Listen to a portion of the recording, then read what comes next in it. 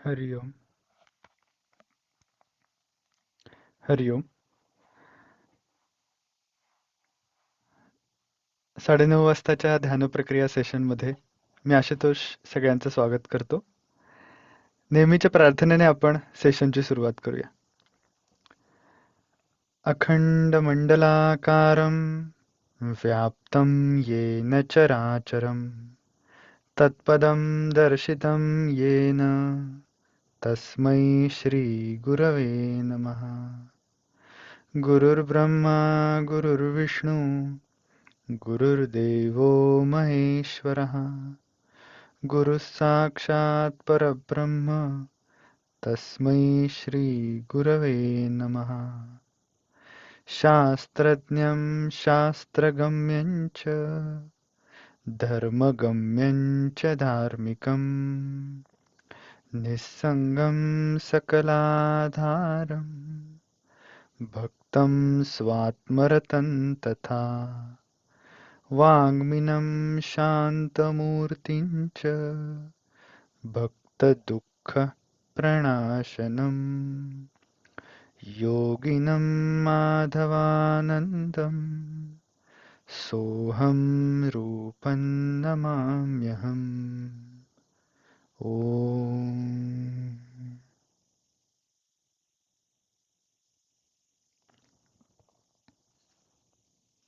हरि ओम. मनाच्या श्लोकांमधला भाग आपण बघतो आहोत की मनाच्या श्लोकांचं चिंतन करता करता आपल्याला या मार्गावरती आणखीन स्थिर कसं होता येईल, त्यासाठी हे मनाचे श्लोक दिशा देतात.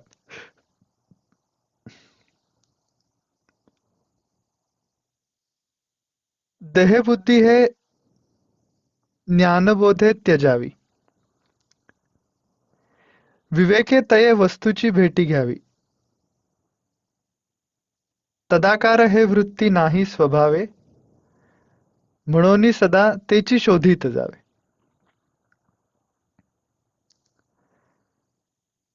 देहबुद्धी हे ज्ञानबोधे त्यजावी असं म्हणलेलं आहे. तर देहबुद्धी म्हणजे काय? तर मी म्हणजे देह आहे असं आपल्याला जे वाटतं, किंवा मी म्हणजे पर्सनॅलिटी आहे असं आपल्याला जे वाटतं, ते सगळं ज्ञानाच्या विचाराने त्याचा त्याग करावा. पण हा कायमसाठी करावा अशा अर्थाचं इम्प्रॅक्टिकल विधान समर्थ साधकांना सांगणार नाहीत. तर आता इथे मुख्यतः भाग आहे की साधक दशेमध्ये समर्थांना काय अभिप्रेत आहे. तर जो काळ माझा ध्यानाचा असेल त्या काळामध्ये माझी ध्यान सोडूनचा जो इतर जो दिवसभराचा माझा काळ आहे, त्या काळामध्ये मी अशा पद्धतीने वागणं की ज्याचा मला ध्यानामध्ये पूरक अशा प्रकारचा उपयोग होईल. म्हणजे नामस्मरण चालू ठेवणं, किंवा आपलं जे काही कर्म आहे तर ते सिन्सिअरली करणं. ऑफिसमध्ये पेपरच वाचत बसलाय असं न करणं, कारण त्या कर्मातनं मी माझ्या ईश्वराची पूजा करतोय असा भाव त्याच्यामध्ये ठेवून ते कर्म करणं. ईश्वराची सेवा या भावनेनं ते कर्म करणं, याच्यामधनं माइंड कल्टिवेट होत जातं. आणि मग ते कल्टिवेटेड माइंड आपोआपच व्यक्तिमत्वापासनं हळूहळू हळूहळू व्यक्तिमत्वावरची जी अशी घट्ट पकड असते त्याची, की मी आणि माझं, मी तरुण, मी सुंदर, मी बलाढ्य, मी चतुर, मी सकळांमध्ये थोर, म्हणे तो रजोगुण, असं समर्थांनी रजोगुणाची व्याख्या केली. माझे घर, माझा संसार, देव कैचा आणिला थोर, ऐसा करी जो विचार तो रजोगुण. तर देहबुद्धी हा मुख्यतः रजोगुणातनं डेव्हलप होत जाते आणखीन आणखीन. दुसऱ्याचे सर्व जावे, माझेची बरे असावे, ऐसे चिंती जो स्वभाव आहे तो रजोगुण. त्यामुळे म्हणून दासबोधामध्ये सुद्धा बघितलं तर सगळ्या गुणांच्या लक्षणामध्ये रजोगुण आधी सांगितलाय आणि मग तमोगुण आणि त्यानंतर सत्वगुण असं जे लक्षणांचा जो सिक्वेन्स सांगितलेला आहे दासबोधात त्याच्यात रजोगुण पहिला आलाय. याचं कारण माणसाचा सगळ्यात जास्त संबंध हा रजोगुणाशी असतो.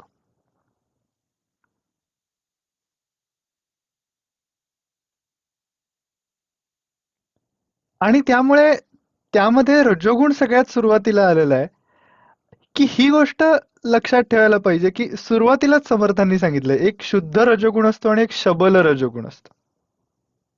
शबल रजोगुण म्हणजे excessive amount of that instinct. रजोगुण, सत्वगुण आणि तमोगुण हे तिन्ही एक प्रकारे इन्स्टिंक्ट्स आहेत माणसाच्या मनामध्ये उठणारे.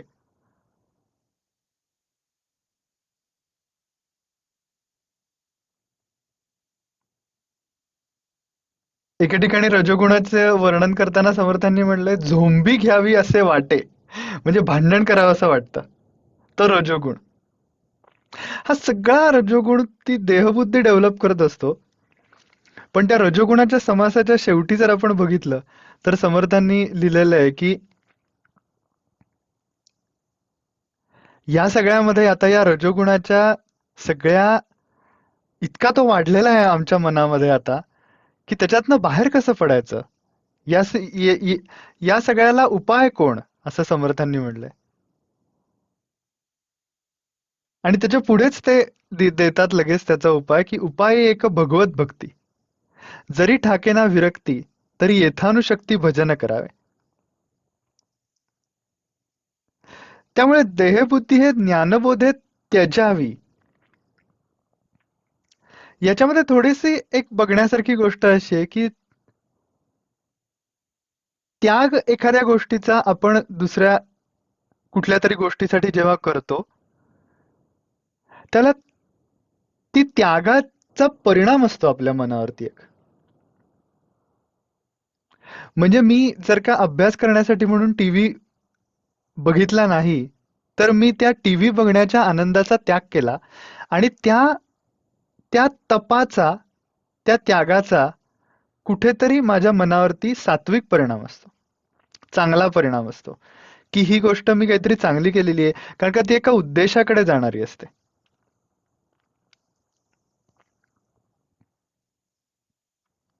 वपू काळेंनी एके ठिकाणी खूप सुंदर लिहिलेलं आहे, की एखादा राग उभा करायचा असेल, तर हार्मोनियमवरच्या ज्या पट्ट्या किंवा जे स्वर त्या रागाला अनुकूल नाहीयेत, त्या पट्ट्या त्या हार्मोनियमच्या कीबोर्डवरून उपटून फेकायच्या नसतात.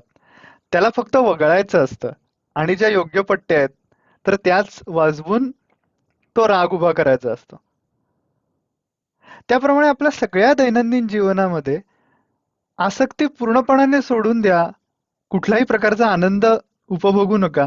अशा प्रकारचे इम्प्रॅक्टिकल उपदेश नाहीये. म्हणून त्यजावी असं म्हणलेलं आहे. याचं कारण असं आहे, की ते त्यावेळापुरता त्या त्यागाचा परिणाम तुझ्या मनावरती असू देत. त्यावेळापुरतं तरी ही गोष्ट सांभाळायला पाहिजे, की ध्यानाला बसल्यानंतर बाह्यवृत्तींचा त्याग आणि दैनंदिन जीवनामध्ये असताना आवश्यकता, आवड आणि आसक्ती असे 3 स्टेप्स असतात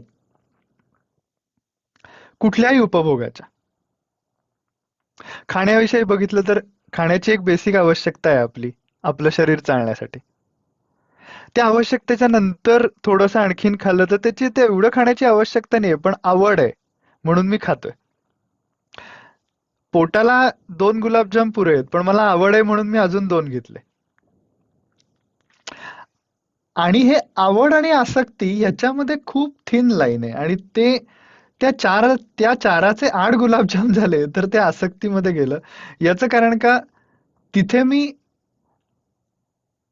आवश्यकता नसताना स्वतःच्या शरीराचा, प्रकृतीचा विचार न करता केवळ माझ्या आनंदापोटी मी ते केलेलं आहे. आणि त्याच्यामधून पोटेन्शियली मी स्वतःसाठी हानी ओढवून घेतोय. त्यावेळेला कदाचित 8 गुलाबजाम खाऊन काही होणारही नाही मला, कदाचित. पण ही सवय मी मनाला लावणं, की काय होत नाही.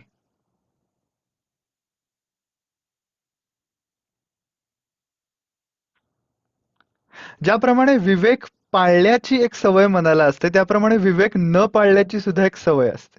सवय होऊन जाते, होऊन जाऊ शकते. कारण तो संस्कार अंतःकरणावरती राहतो. यावेळेला मी मनाला 8 गुलाबजाम खायला सूट दिली, की ठीक आहे चल जाऊ दे, काही विचार करू नको फारसा एवढा, खा आणखीन गुलाबजाम, काही होत नाही. पुढच्या वेळेला जेव्हा मी पंक्तीला बसेन, त्यावेळेला मनाला आधीच्या वेळेला मी काय विचार केला होता, आता पुढच्या वेळेला गुलाबजामच असतील असं काही नाही, जिलबी असू शकेल, काही असू शकेल. पण मनाला ते आठवतं, की मागच्या वेळेला नाही का आपण आपला विवेक झुगारून दिला होता, तसंच यावेळेला सुद्धा करू. आणि मग तो संस्कार आणखीन आणखीन घट्ट होत जातो. समर्थांनी याच विषयावर, ह्याच मुद्द्याला धरून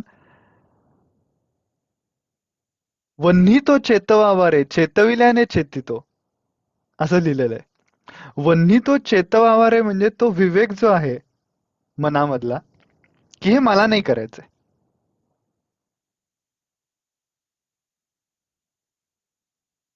कुठलीही ऑथॉरिटी मन चॅलेंज करू शकतं.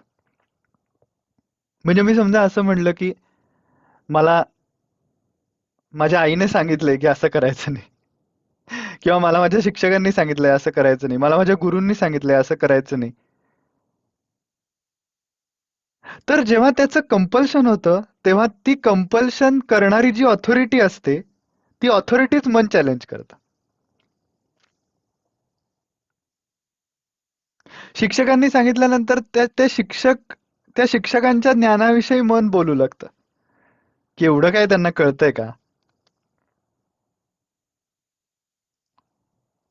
असं होऊ शकतं. आणि मग थोडं केलं तर काय फरक पडतोय? त्यामुळे ती ऑथॉरिटी, कुठलीही ऑथॉरिटी मनाला द्या, सगळ्या ऑथॉरिटीज मन चॅलेंज करू शकतं. चॅलेंज करू शकतं म्हणजे की त्या ऑथॉरिटीलाच खोटं ठरवायचं, किंवा त्याच्यामध्ये काहीतरी उडीदुडी काढायची, किंवा त्याच्यामधनं सवलत घ्यायची, सवलत घेण्याचा प्रयत्न करायचा. एकच ऑथॉरिटी मन चॅलेंज करू शकत नाही, एकमेव, ते म्हणजे सेल्फ. मलाच नाही करायचंय, हे मन चॅलेंज नाही करू शकत. हे मी का नाही करणार आहे, मलाच नाही करायचंय. मला का नाही करायचंय? मला जर का एक विशिष्ट उद्देश गाठायचा असेल माझ्या आयुष्यामध्ये, तर ह्या गोष्टी करण्याने माझं वेळ, श्रम आणि एनर्जी मी किती याच्यामध्ये घालवणार आहे, याच्यावरती माझं लक्ष असलं पाहिजे. म्हणून मला हे नाही करायचं. मग माझा उद्देश काय आहे जीवनाचा? समाधी लागणं वगैरे हे सगळं लांबच जाऊच देत. रोजचं माझं ध्यान चांगलं लागणं हा माझा रोजचा उद्देश असला पाहिजे. रोज मी शांत बसल्यानंतर, मस्तकामध्ये अवधान केंद्रित केल्यानंतर, ते मन स्थिर तर झालं पाहिजे. कुठेतरी त्यानं आपलं ऐकलं तर पाहिजे.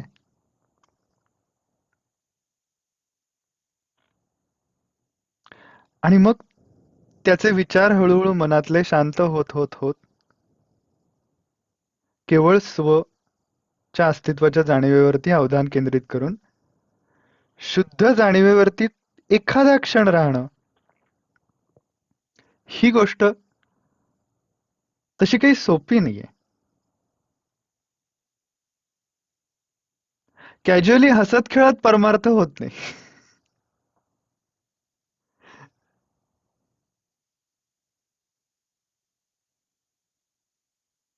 त्यामुळे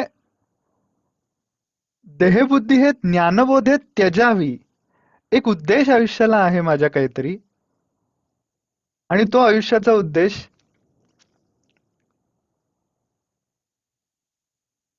असं म्हटलं जातं की कितीही मोठा रस्ता असला तरी सुद्धा सुरुवात त्याची पहिल्या पावलापासून होते. किंवा सचिन तेंडुलकरने एका मुलाखतीमध्ये फार छान उत्तर दिलं होतं. क्रिकेट त्याला का आवडतं असं त्याला विचारलं होतं, तर त्याच्यामध्ये अनेक मुद्दे त्याने सांगितले होते. त्याच्यामधला एक फार छान मुद्दा होता. तो म्हणला की क्रिकेटमध्ये मी आधीच्या मॅचमध्ये 200 रन केले असतील, तरी सुद्धा पुढच्या मॅचमध्ये सुरुवात करताना मला शून्यापासून सुरुवात करायला लागते. आणि सगळं ते मला उभं करायला लागतं. तसंच आम्हाला जर का आयुष्याला काहीतरी उद्देश आहे, एक काहीतरी गोष्ट आम्हाला अचीव्ह करायची आहे, काहीतरी चॅलेंज आहे आयुष्यामध्ये, तर रोज त्या दिशेनं पाऊल टाकलं, तर कुठेतरी आम्ही तिथपर्यंत पोहोचू. त्याच्या जवळ तरी जाऊ किमान.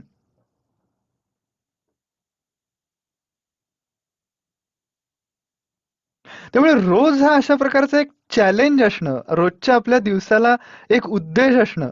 रोजच्या माझ्या दिवसाचा उद्देश काय आहे? तर आजचं माझं ध्यान चांगलं लागलं पाहिजे, हाच उद्देश आहे. मग मी काम छान करीन, मी सगळ्या लोकांशी चांगलं वागेन, मी माझी कर्तव्य नीट पार पडेन, हे होईलच सगळं आपोआपच. All other virtues fall in line असं म्हणतात. ते आपोआपच होईल.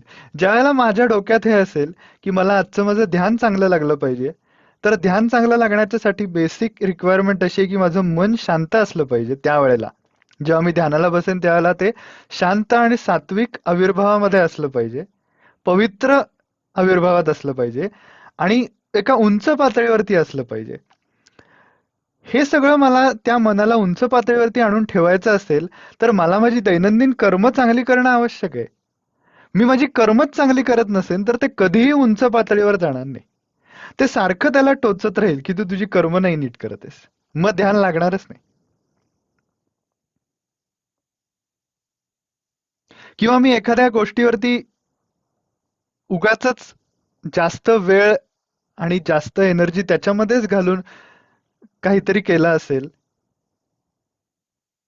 कारण नसताना एखादी गोष्ट केली असेल,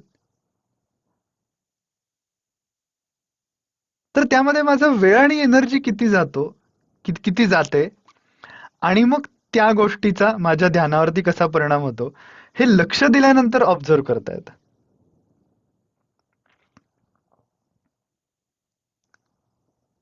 आणि ही सगळी जे देहबुद्धीच्या विचारांची जी सगळी गर्दी आहे, त्या सगळ्या गर्दीतनं पुढे जायला त्या ध्यानाचा पिरियड कमी पडतो.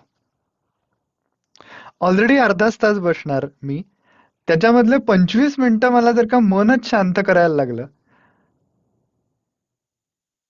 कधी कधी तर डायरेक्ट ध्यान संपल्याचा अलार्म वाजल्यानंतर लक्षात येतं, की अरे आपण ध्यानाला बसलो होतो.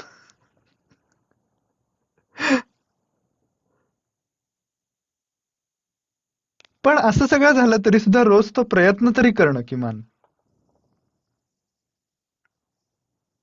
हे पण तेवढंच महत्वाचं आहे. त्यामुळे देहबुद्धी हे ज्ञानबोधे त्याजावी याच्यामध्ये सगळ्या दिवसभराचा ऍस्पेक्ट आहे. फक्त ध्यानाला बसल्यानंतर मी आता ज्ञानाचा विचार करीन आणि मी आता आत्मा आहे आणि आता मी स्ववर अवधान केंद्रित करणार आहे. हे सगळे विचार मी त्यावेळेला करणं हे त्या प्रक्रियेला पूरक आहेच. पण ध्यानाचा काळ सोडून इतर काळामध्ये मी काय करतो याचा अतिशय मोठा इफेक्ट त्या ध्यानावरती असतो.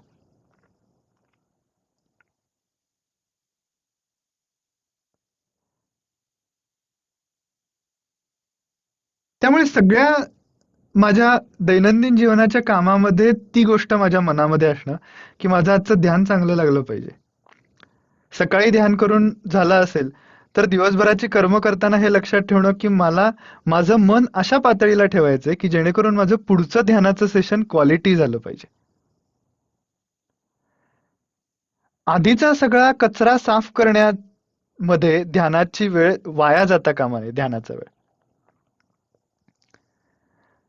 ते ऑलरेडी स्वच्छ असेल, तर तिथे मला छान ध्यानाची रांगोळी काढता येईल. तिथे ऑलरेडी जर का केअर असेल, तर ध्यानाच्या वेळामध्ये मी ते साफसफाई करण्यातच माझा निम्मा अर्धा वेळ जाईल.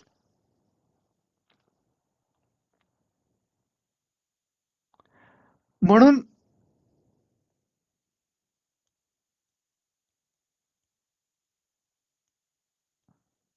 गोंदवलेकर महाराजांनी एके ठिकाणी असं म्हणलंय, की तुमच्या चित्ताची जळकी भांडी मी सत्संगाच्या पाण्यामध्ये भिजवून ठेवतो. तुम्ही माझ्याकडे आलात की. काही काही भांड्यांच्या वरचे जे चिकट डाग असतात, चिवट, तर ते पटकन एका धुण्यामध्ये निघत नाहीत किंवा एकदा ते घासण्यामध्ये निघत नाहीत. मग ते पाण्यामध्ये भिजवून ठेवायला लागतात. तसं महाराजांनी फार सुंदर रीतीने म्हणलंय, की चित्ताची तुमच्या जळकी भांडी सत्संगाच्या पाण्यामध्ये भिजवून ठेवायची. मग एक हात फिरवला की ती स्वच्छ होऊन जातात. म्हणजे दिवसभर त्या मनाला त्या वातावरणामध्ये ठेवणं ही महत्वाची गोष्ट आहे. विवेके तये वस्तूची भेटी घ्यावी. वस्तू म्हणजे परमात्मा आणि त्याची भेट घेणं म्हणजे अंतःकरणाला अस्तित्वाच्या जाणीवेचा स्पर्श होणं. हे पक्कच करून टाकायचं मनामध्ये, की परमात्म्याची भेट म्हणजे स्वच्या अस्तित्वाच्या जाणीवेचा माझ्या अंतःकरणाला होणारा स्पर्श. शुद्ध जाणीवेचा, वृत्तीरहित, विचाररहित. आणि ही विवेकाने भेट घ्यायची असं म्हणलं याचं कारण का सेल्फ किंवा स्व असं म्हणल्यानंतर मला जे जाणवतं ती गोष्ट सेन्स करणे.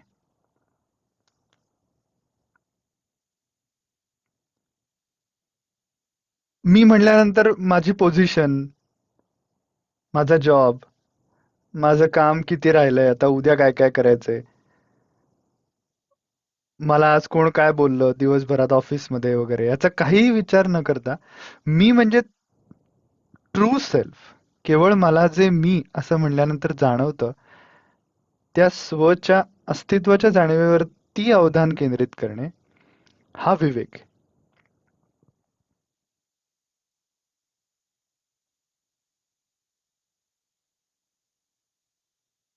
विवेक एकांती करावा, जगदीश धारणेनी धरावा, लोक आपुला आणि परावा मानूची नाही आहे असं समर्थांनी एके ठिकाणी म्हणलंय. विवेक एकांती करावा म्हणजे एकांतामध्ये स्वच्या अस्तित्वाच्या जाणीवेवरती अवधान केंद्रित करून राहणे. मस्तकामध्ये लक्ष केंद्रित करणे, श्वास घेणे सोडणे, श्वास घेणे सोडणे या सहज चालू असणाऱ्या प्रक्रियेवरती श्वास घेताना सो, सोडताना हम असा सोहम मंत्र, त्या मंत्राच्या प्रभावाने हळूहळू मनातले विचार वृत्ती शांत होत जातात.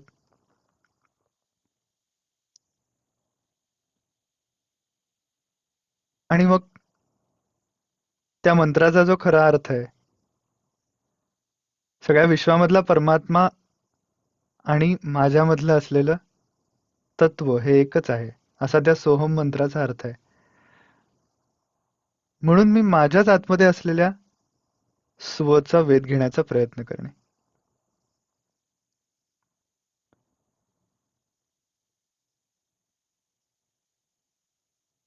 आज आपण जो श्लोक बघितला त्याच्यामध्ये दोन दोन गोष्टी आपण बघितल्या, की दैनंदिन जीवनामध्ये मनाला योग्य वातावरण देणे आणि ध्यानाला बसल्यानंतर विवेकाने म्हणजे पर्सनॅलिटी सेल्फ बाजूला ठेवून केवळ स्वच्या अस्तित्वावरती अवधान केंद्रित करून राहणे. आणखीन दोन चरण आहेत, ते आपण पुढच्या वेळेला बघूया. आता आपण 10 मिनिटं शांत बसूया. वेकंटली वेगली आपल्याला शांत बसायचं नाहीये. तो शांत बसण्याचा वेळ कारणी लागायचा असेल तर स्ववर अवधान केंद्रित करून राहायचं. हरिओम तत्सत.